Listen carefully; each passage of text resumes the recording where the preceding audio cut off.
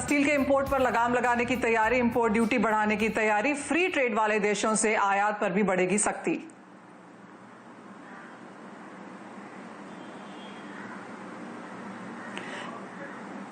बात करेंगे, लेकिन सबसे पहले यहां पर सोने की, क्योंकि यहां पर हमने बढ़त के साथ कारोबार होते हुए देखा है। अच्छी खासी तेजी, रिकॉर्ड हाईज हमने आज यहां पर सोने में बनते हुए देखे हैं। 49,200 के लेवल्स यहां पर सोने में बने हैं। और चांदी की अगर बात करें तो यहां पर भी हमने 7 साल के हाईज आज यहां पर बाजार में छूता हुआ इसे देखा है। तो क्लियरली सोने और चांदी में जोरदार बढ़त के साथ यहां पर कारोबार बनता हुआ नजर आया है। हमारे साथ हमारे गेस्ट मौजूद हैं, अनुज गुप्ता। सबसे पहले आपसे ही जानना चाहेंगे अनुज, आपको क्या लगता है सोने चांदी में अब यहां से क्या देखने को मिल सकता है? जिस तरह का हमने गोल्ड सिल्वर में हाईज बनते हुए देखे हैं और जिस तरह का ट्रेंड रहा है, अगर हम इंटरनेशनल मार्केट में देखें तो करीबन 9 साल के हाईज पे गोल्ड ट्रेड कर रहा है और $1800 को काफ़ी अच्छा सपोर्ट मार्केट ने लिया है। और अगर हम एमसीएक्स की बात करें तो यहाँ पर ऑलरेडी लाइफ टाइम हाई के आसपास गोल्ड चल रहा है। तो कहीं ना कहीं जो एक्टिविटी है बाइंग साइड की वो यहाँ बढ़ती हुई दिख रही है, क्योंकि जिस तरीके से कोरोना वायरस के केसेस बढ़े हैं वहाँ से चिंता का विषय कंटिन्यूस बना हुआ है। और साथ में देखें तो जिसकी वजह से एक सेफ हेवन डिमांड जो है गोल्ड में यहाँ बनती हुई दिखाई दी है। हमें लगता है कि उसका सबसे बड़ा असर यहाँ पे रहा है। साथ में अगर हम बाकी देखें तो यहाँ पर डॉलर इंडेक्स में गिरावट देखने को मिली है, 97 के नीचे आता हुआ दिखाई दिया, जिससे एक अच्छा खासा सपोर्ट गोल्ड को मिलता हुआ दिया है। तो हमें लगता है कि गोल्ड में जो ट्रेंड है, यहाँ पर गोल्ड सिल्वर में जो ट्रेंड पकड़ा है वो यहाँ पर अभी पॉजिटिव है। हमें लगता है कि अभी आगे और एक रैली यहाँ पर देखने को मिल सकती है। और अनुज, आज के बाजार में आपकी टॉप पिक्स कहाँ रहेंगी? टॉपिक में हमारी 2 एग्री कमोडिटीज़ हैं। हमने सबसे पहले टर्मरिक को चुना है। टर्मरिक में अगस्त कॉन्ट्रैक्ट में बाय करके चलें 5700 के आसपास। स्टॉप लॉस 5580 का रहेगा, टारगेट करीबन 5850 तक हो सकता है।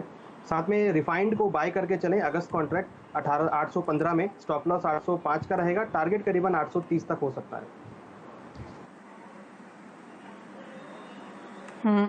नवनीत दमानी मोतीलाल ओसवाल कमोडिटीज के भी हमारे साथ मौजूद हैं। नवनीत, आपकी टॉपिक्स क्या हैं? Good afternoon Manisha. हमने लास्ट कुछ मिनट में गोल्ड को एक अच्छा करेक्टिव डिप देते हुए देखा है, बट अगर देखा जाए तो गोल्ड में लास्ट 2 से 3 दिनों में लगभग 1000 रुपए के आसपास की तेजी हुई है। तो मेरे हिसाब से गोल्ड का बायस जो है, अंडरलाइंग टोन है, वो काफी पॉजिटिव है। और मैं या तो डिप पे 48,500 550 के आसपास आप बाय करें, या 49,150 के ऊपर जब ब्रेकआउट देगा फिर से तब उसको बाय कीजिए। 49,150 के ऊपर अगर आप एंटर करते हैं तो 49,000 का आप स्टॉप लॉस लगाइए, 49,600 तक के टारगेट देखने मिल सकते हैं। साथ ही साथ मेरा सेकंड ट्रेड रहेगा क्रूड ऑयल पे। हमने देखा है लास्ट कुछ दिनों में क्रूड ऑयल प्राइसेस $40 $41 के रेंज में WTI पे होवर कर रहा है। फंडामेंटल जो है अभी काफी हद तक प्राइस दिन लग रहे हैं, बट कंसोलिडेशन ये इंडिकेट कर रहा है कि अभी भी $1 से $1.5 की तेजी यहाँ पर हो सकती है।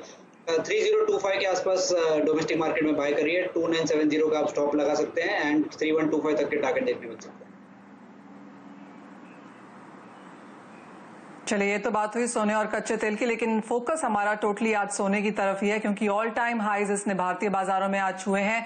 बाजार में यहाँ पर रिटेल के पास हर हाउस होल्ड में यहाँ पर सोना होता है और सभी का इंटरेस्ट रहता है कि किस तरह के नोशनल गेन्स उन्होंने यहाँ पर सोने में आते हुए देखे हैं। हमारे साथ जुड़ रहे हैं Dubai gold and jewellery group के चंदू सिरोया जी। सिरोया जी नमस्कार। और जिस तरह की तेजी हमने भारतीय बाजारों में आते हुए देखी है, इंटरनेशनल मार्केट्स में भी यहाँ पर सोना अब 9 साल के हाईज पर है। इस साल में करीबन 22 से 25% की बढ़त देखने को मिली है, जिस भी करेंसी में आप उठा के देख लीजिए। इन करंट स्तरों पर किस तरह की मांग के अंदेशे हैं? नमस्कार। फर्स्ट ऑफ ऑल, यहाँ पर जो इंटरनेशनल मार्केट्स हैं उसमें फिजिकल बाइंग जो है वो बहुत कम है, but it is the government buying and the ETFs which are buying, तो उसके कारण जा रहा है गोल्ड ऊपर। एंड दी अनसर्टेनिटी जो आज की तारीख में चल रही है और जो फिजिकल बेनिफिट्स मिले हैं लोगों को, जो गवर्नमेंट से सपोर्ट किए हैं, almost 10 to 11 trillion dollars have been distributed, तो उसके कारण लोगों के पास लिक्विडिटी आई है, but they don't know where to use it, so वो ETFs में जा रहे हैं। फिजिकल गोल्ड की डिमांड बहुत कम है। इनफैक्ट फिजिकल गोल्ड अगर आप पूछोगे मुझे तो हर जगह पर डिस्काउंट में बिक रहा है आज की तारीख में।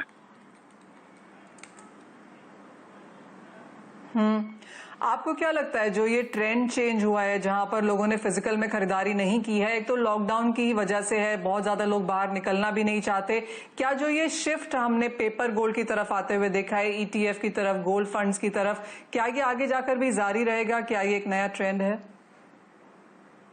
ये ट्रेंड पहले से ही चल रहा है, लेकिन ये अभी आज की तारीख में थोड़ा सा ज़्यादा प्रोमिनेंस में आया है। लेकिन जैसे ही मार्केट सब सुधरेंगे और जो स्मॉल इन्वेस्टर्स हैं, जिनको छोटा 100, 200, 300, 500 ग्राम लेना है, वो वापस फिजिकल की तरफ ही जाएंगे। बिकॉज एक हमारी नज़र के सामने जब हमारा सोना रहता है तो एक श्योरिटी रहती है कि भाई ये सोना मेरे पास है। And gold is actually bought as a security. आप जो भी बाय करते हैं, कमुक हमारे हिंदुस्तान में ऐसे लोग भी हैं जो हर महीने कुछ ना कुछ गोल्ड में डिपॉजिट करते हैं, बिकॉज उनको लगता है कि ये मेरा फ्यूचर सिक्योर करेगा। पेपर करेंसीज में काफ़ी लोग बिलीव भी नहीं करते हैं और उनको सिक्योरिटी नहीं लगती है, इसलिए ट्रेंड मिक्स चलेगा मेरे हिसाब से। ऐसा नहीं है कि सभी फिजिकल को छोड़ के पेपर गोल्ड की तरफ चले जाएंगे। I don't think that is going to happen, but governments कर रही हैं एंड जो फंड्स हैं वो सभी ईटीएफ की तरफ जा रहे हैं।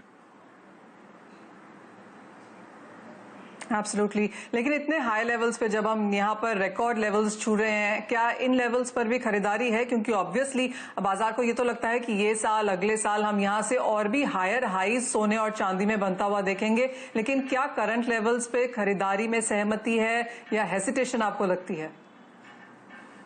देखें, ऐसा है कि अभी एक्सपेक्टेशन ये है कि गोल्ड ऑल टाइम हाई के ऊपर जाएगा, जो $1920 के आसपास है, उसके भी ऊपर जाएगा, ये आज सभी का मानना है। और जब सभी डीलर, सभी मार्केट मेकर सब एक ही चीज को बिलीव करते हैं तो वो इजी हो जाता है रीच करने के लिए। तो आई थिंक कि गोल्ड और थोड़ा ऊपर जा सकता है अभी फॉर द टाइमिंग।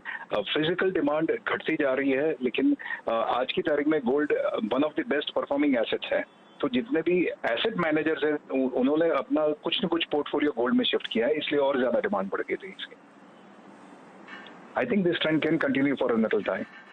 और सिरोज जी, क्योंकि हाँ जी, एक फाइनल सवाल आपसे लेना चाहेंगे और ये कि आपको क्या लगता है कि सोना अब आने वाले समय में कहाँ जाएगा? क्योंकि हम भारतीय बाजारों में 55,000, 65,000 अगले साल के अंत तक ऐसे लेवल्स यहाँ पर सुन रहे हैं एक्सपर्ट से, ब्रोकरेजेस से, इंडस्ट्री से।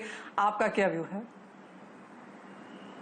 देखिए, मेरा पर्सनल व्यू ये है कि इन दी एंड जब थोड़े मार्केट स्टेबलाइज हो जाएंगे तो लोग जो इन्वेस्टमेंट कर रहे हैं सिर्फ इन्वेस्टमेंट के लिए, वो गोल्ड से वापस भी जाएंगे बाहर। बिकॉज गोल्ड आज की तारीख में बड़ा है, लेकिन जो आज खरीदेगा उसके लिए कोई 10-15-20% और ऊपर जाने की शक्यता अभी नहीं लग रही है। आगे अगर कोई मेजर करेंसीज फेल हो जाती है, अगर कोई मेजर मार्केट क्रैशेस हो जाते हैं और ये corona becomes totally different pandemic, तो कहीं भी जा सकता है सोना। कुछ एक्सपर्ट्स प्रेडिक्ट करते हैं कि $3,000 भी जा सकता है, कुछ कहते हैं $5,000 भी जा सकता है। That I believe is a doomsday theory. I don't see we can see that immediately, but मेरा ये मानना है पर्सनली कि we can see a big correction again once the market stabilizes. आपकी बात बिल्कुल सही है सिरोया जी कि एक बार यहाँ पर मार्केट स्टेबलाइज हो जाएंगे तो लोग यहाँ से मुनाफा कमाना भी चाहेंगे, और स्पेशली वो लोग जो सोने को पेपर गोल्ड की तरह खरीद रहे हैं, वो एज एन इन्वेस्टमेंट खरीद रहे हैं, फाइनेंशियल एसेट खरीद रहे हैं, तो ऑब्वियसली वो अपना पोर्टफोलियो यहाँ पर चर्न भी करेंगे और उसमें से मुनाफा भी लेना चाहेंगे। सिरोया जी, बहुत शुक्रिया हमारे साथ जुड़ने के लिए। नवनीत, वही सवाल आपके लिए भी है, क्योंकि एज ऑफ नाउ तो बाजार को लगता है कि बहुत कुछ गलत हो रहा है, सोने में आना चाहिए और सोना उस तरह का एसेट क्लास बन के दिखाया भी है, लेकिन कितने लंबे समय के लिए और कितनी यहां पर इन्वेस्टमेंट करनी चाहिए?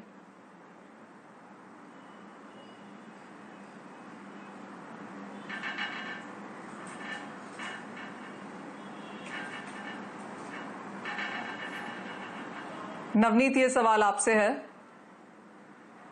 चलिए, नवनीत के पास यहाँ पर फिर से जाने की यहाँ पर कोशिश करेंगे, लेकिन अनुज, वही सवाल आपसे भी जानना चाहेंगे कि सोना यहाँ पर एक घर घर की स्टोरी है। एक्चुअली जब हम इंटरनेशनल एक्सपर्ट से बात करते हैं तो वो कहते हैं कि जो इंडियन हाउस होल्ड्स हैं वो सबसे स्मार्ट रहे इसमें, क्योंकि जिस तरह से बढ़त हमने सोने में आते हुए देखी है, 1 साल में करीबन 45%, 5 साल में करीबन 65% के गेन्स यहाँ पर सोने ने बना के दिए हैं, जो शायद ही किसी एसेट क्लास ने दिया हो। बिल्कुल। गोल्ड अगर हम देखें तो पिछले 5 सालों से 2016 के बाद से जिस तरह में ट्रेंड पकड़ा है, वो एक काफ़ी पॉजिटिव रहा है। जहां हमने प्रॉपर्टी में गिरावट आते हुए देखी है, वहीं हमने उतनी ही जो बढ़त है वो गोल्ड में आती हुई देखी है। तो जो लोगों का डाइवर्सिफिकेशन है वो प्रॉपर्टी से हटकर अब गोल्ड की तरफ आता हुआ दिखाई दिया और यहाँ पर काफ़ी अच्छा रिटर्न देखने को मिला है। तो यहाँ पर अगर हम देखें तो जो गोल्ड की रिटर्न्स हैं वो यहाँ पर काफ़ी अट्रैक्टिव रही हैं।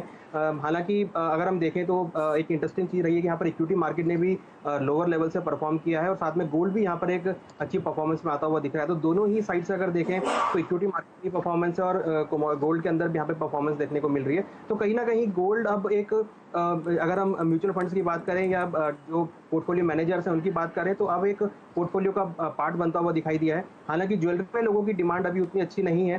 साथ में लोग जो इस टाइम परचेज कर रहे हैं, जो इन्वेस्टर हैं, वो या तो रॉ गोल्ड में जा रहे हैं, गोल्ड के कॉइन्स को परचेज कर रहे हैं, या फिर गोल्ड ETF को परचेज कर रहे हैं, जो कि जिसकी वजह से हमने यहाँ पर जो डिमांड है गोल्ड की वो बढ़ती हुई देखी है।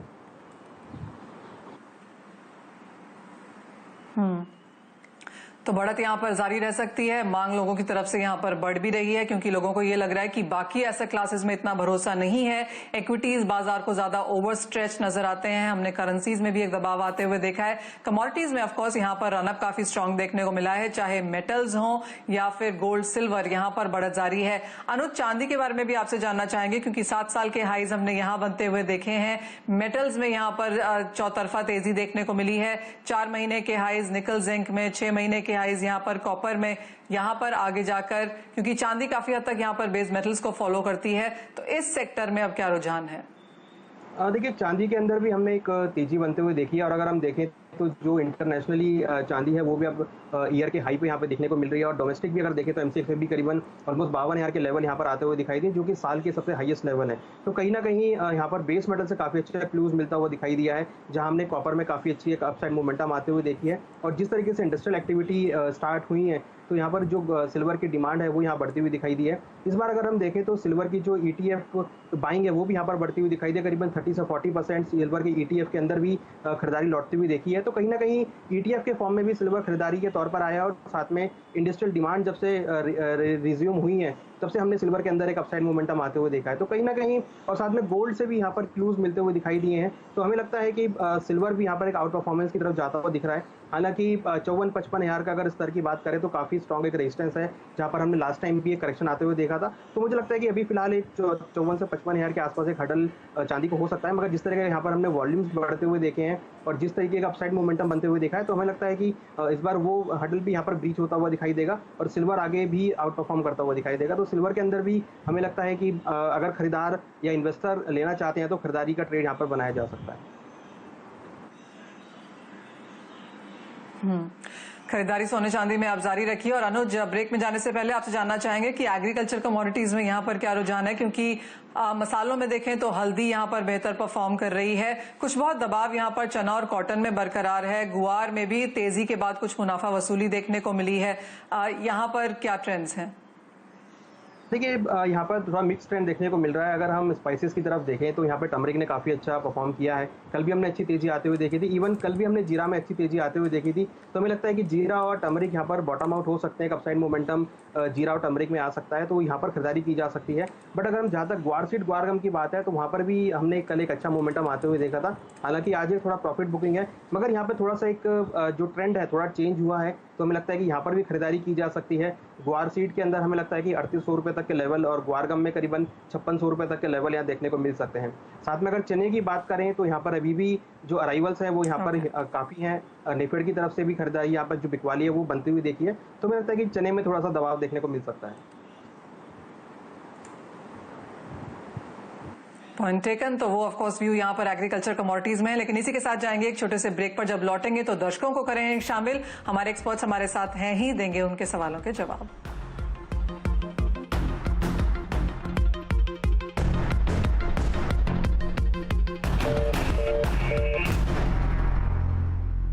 Presenting the all-new Harrier 2020 with commodity call में आपका स्वागत है। अपने दर्शकों को अब यहाँ पर हम शो में जोड़ेंगे, लेंगे उनके सवाल, जानेंगे उनकी स्ट्रैटेजीज और मदद भी करने की कोशिश करेंगे। सबसे पहले हमारे साथ मनु जुड़े हैं आगरा से। मनु नमस्कार, क्या है आपका सवाल? मैम, मैंने 49,600 से सिल्वर का लॉट बाय करा। मैम, इसके लिए अभी वेट करना चाहिए, long term position carry forward करनी चाहिए, अभी प्रॉफिट बुक कर लेना चाहिए? वेल मनु, आपको हमको पार्टी देनी चाहिए क्योंकि आप ऑलरेडी यहाँ पर इन द मनी है, लेकिन शायद आपको पोजीशंस यहाँ पर होल्ड करनी चाहिए। चांदी में अच्छी खासी जोरदार तेजी आज देखने को मिली है, 7 साल के हाईज पर यहाँ पर चांदी फिलहाल है। नवनीत, क्या राय देंगे? मनु जानना चाहते हैं, लंबा होल्ड कर सकते हैं, कैरी फॉरवर्ड भी कर सकते हैं, कितने लंबे समय के लिए अपनी पोजीशन होल्ड करें? ये काफी प्रॉफिटेबल पोजीशन है इनकी और आज थोड़ा सा करेक्टिव डिप देखने मिल रहा है। पोजीशन इंटैक्ट रख सकते हैं और मेरे हिसाब से 51,000 का लेवल पिछले 4-5 सालों में चांदी ने कंफर्टेबली निकाल के सस्टेन नहीं किया है। तो अगर आज का क्लोजिंग उसके ऊपर आता है और टेक्निकली भी इंटरनेशनल भी क्लोजिंग $19 के आसपास आता है तो इनको बड़ा प्रॉफिट 54,000 तक भी देखने मिल सकता है अगर ये दो महीने के होल्डिंग पीरियड के हिसाब से होल्ड करेंगे तो मेरे हिसाब से बायस पॉजिटिव है और होल्ड करना बेहतर स्ट्रेटेजी रहेगा। नवनीत, जब हम चांदी की बात करते हैं तो ऑफ कोर्स आपने 2-3 महीने का यहाँ पर व्यू दिया है, लेकिन अगर इस साल की बात की जाए, अगले साल की बात की जाए, जैसा कि हम सोने की बात कर रहे हैं कि एक ब्रेकआउट आया तो और गेन्स देखने को मिलेंगे, उस हिसाब से चांदी में थोड़े लंबे समय के लिए अब क्या रेंज बनेगी? चांदी में मुझे लगता है कि हमने 4-5 साल में बहुत अटेम्प्ट किया है कि 51,000 के ऊपर सस्टेनेबल बेसिस पे एमसीएक्स क्लोज हो जाए और करीब $18-19 के ऊपर कॉमेक्स पे क्लोजिंग आए तो चांदी में एक स्ट्रांग मोमेंटम देखने मिल सकता है, बट ऐसा हुआ नहीं है और time and again sharp correction देखने मिला है। मेरा बायस इस बार थोड़ा सा ज्यादा कन्विक्शन से है क्योंकि बेस मेटल में एक अच्छा रनअप देखने मिला है और चांदी लास्ट कुछ महीनों में बेस मेटल के साथ साथ ज्यादा रिएक्शन करते हुए नजर आया as compare to precious metal. तो मुझे लगता है कि इस बार जो ये ब्रेकआउट आएगा चांदी को 54,000 और इवेंचुअली अगले 2 साल में अगर हम देखें तो 60 से 65,000 के रेंज में चांदी को ले जा सकता है। बिकॉज टेक्निकल पैरामीटर्स में अगर 4-5 साल के कंसोलिडेशन के बाद कोई चीज ब्रेकआउट देती है तो उसमें सस्टेन्ड बुल रन देखने को मिलता है और 2 साल में 65,000 तक के लेवल मेरे हिसाब से इजीली पॉसिबल हो सकते हैं अगर ये मोमेंटम 51-52,000 के ऊपर एमसीएक्स पे और $20 के ऊपर कॉमेक्स पे ब्रेकआउट देके होल्ड करता हुआ नजर आया तो। चलिए, चांदी की यहाँ पर चांदी हो सकती है, लेकिन करंट लेवल्स यहाँ पर चार्ट्स पर सस्टेन करने चाहिए और उसके बाद एक और ब्रेकआउट शायद हम यहाँ पर चांदी में बनता हुआ देखेंगे। हमारे साथ एक और कॉलर है देवी दुबे जी, दुर्ग छत्तीसगढ़ से। देवी जी नमस्कार, क्या है आपका सवाल?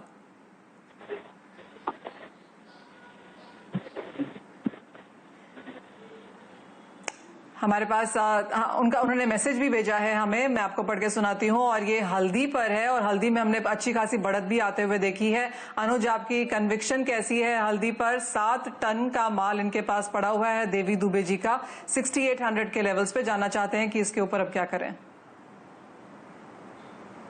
हालांकि इनका जो पोजीशन है वो काफ़ी हायर लेवल पर है, बट मुझे लगता है कि जिस तरीके का इसमें रनअप हमने पिछले दिनों आते हुए देखा है तो मुझे लगता है कि ये होल्ड कर सकते हैं। हमें लगता है कि ऊपर में इनिशियली 6,000 से लेकर 6,200 तक के लेवल हल्दी में आ सकते हैं। तो अगर ये होल्ड करते हैं तो यहाँ पर थोड़ा सा इनको लंबे टाइम तक होल्ड करना पड़ सकता है, बट मुझे लगता है कि यहाँ पर अच्छी रैली बन सकती है जो कि इनके लेवल तक भी यहाँ पर आ सकती है। बट इनिशियली अभी ये फिलहाल 6,000 से लेकर 6,200 तक के टारगेट के लिए होल्ड कर सकते हैं।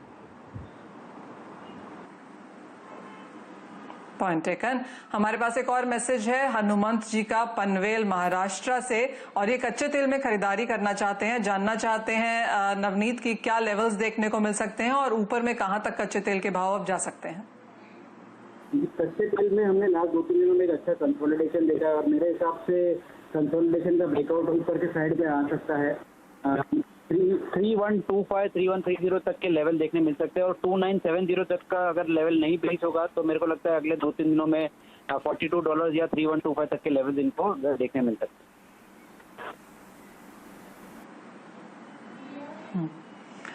यानी कि हल्की सी बढ़त यहाँ पर देखने को मिल सकती है नियर टर्म में, लेकिन करेक्शन अगर आती है तो फिर आपको थोड़ा कॉशियस भी रहना होगा। मिक्स्ड क्यूज हमने एक्चुअली कच्चे तेल में आते हुए देखे हैं और जैसे नवनीत ने कहा कि कंसोलिडेशन है, ब्रेंट काफी हद तक $40 और $43 के बीच में कारोबार कर रहा है और ये तीसरा ऐसा हफ्ता होगा जब हम कच्चे तेल को उस रेंज में आता हुआ देखेंगे, तो उसी हिसाब से आप यहाँ पर कारोबार करिए। हमारे साथ एक और कॉलर है सुधीर निमुच MP से। सुधीर जी नमस्कार, क्या है आपका सवाल?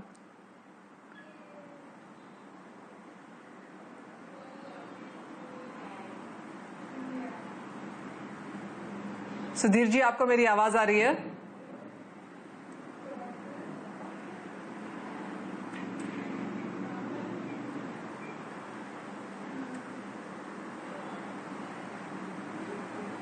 चलिए, सुधीर जी का लाइन वहां पर ड्रॉप हुआ लगता है, लेकिन सुधीर जी ने हमें मैसेज भी भेजा है। ये अनुज, जिन्होंने गुआरगम में 2 लॉट्स में बिकवाली करी है 5490 के लेवल्स पर, कारोबारी हैं ये, जानना चाहते हैं कि किन लेवल्स तक नीचे में यहाँ पर भाव गिर सकते हैं। देखिए, हमें लगता है कि इनको निकल जाना चाहिए, क्योंकि हमने जिस तरीके का यहाँ पर एक अपसाइड मोमेंटम आते हुए देखा है, यहाँ पर इंटरेस्टिंगली वॉल्यूम्स काफ़ी बढ़ते हुए दिखाई दिए हैं। तो टेक्निकल पॉइंट ऑफ व्यू से मुझे लगता है कि एक बार इनको शॉर्ट से निकल जाना चाहिए। हमें लगता है कि यहाँ पर अपसाइड मोमेंटम बन सकता है, जो कि ऊपर करीबन 5600 तक के लेवल को जा सकता है। तो अभी ये एट कॉस्ट है, अभी इवन इनकी सेलिंग से नीचे ही है, तो एक बार यहाँ पर निकल कर बाय का ट्रेड यहाँ पर बना सकते हैं।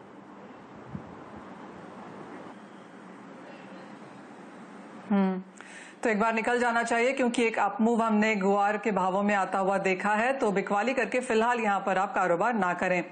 हमारे साथ अब मनीष बंसल जी जुड़े हैं राजस्थान से। मनीष, नमस्कार, क्या है आपका सवाल?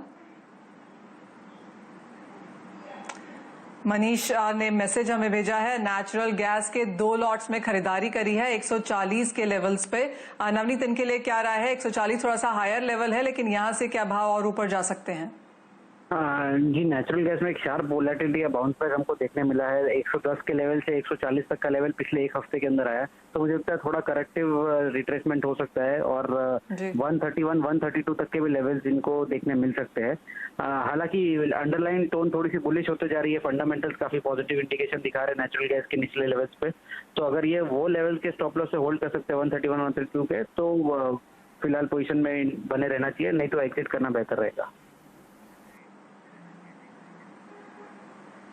ऑलराइट, तो यहाँ से आप निकल सकते हैं प्राइसेस में, क्योंकि अच्छी खासी बढ़त हमने ऑलरेडी यहाँ पर आते हुए देखी है। आगे मांग बेहतर रहने की उम्मीद जरूर है, लेकिन जिस तरह से वॉलेटिलिटी है और बाजार ऑफ कोर्स यहाँ पर अब यूएस के वीकली इन्वेंट्रीज का भी इंतजार करेगा आज, और उससे भी हम यहाँ पर कुछ बहुत मूव आता हुआ देखेंगे। लेकिन इसी के साथ नवनीत और अनुज, बहुत शुक्रिया हमारे साथ जुड़ने के लिए, सभी दर्शकों के लिए मदद करने के लिए, उनकी स्ट्रैटेजीज बनाने के लिए। मुझे भी दीजिए इजाजत, लेकिन आप देखते रहिए CNBC आवाज।